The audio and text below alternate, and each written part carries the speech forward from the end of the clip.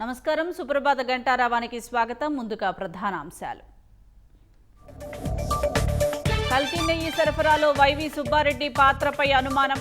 Bank వివరాలు సేకరణకు court అనుమతి కోరిన సిట్.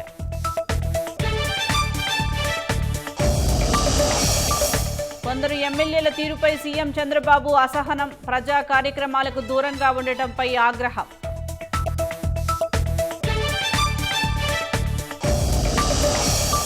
రాష్ట్రాల అభివృద్ధికి స్థిరమైన ప్రభుత్వాలు అవసరమన్న లోకేష్. ఏపీ ఎన్నికల ఫలితాలు బీహార్లోనూ పునరావృతం కావాలని ఆకాంక్ష.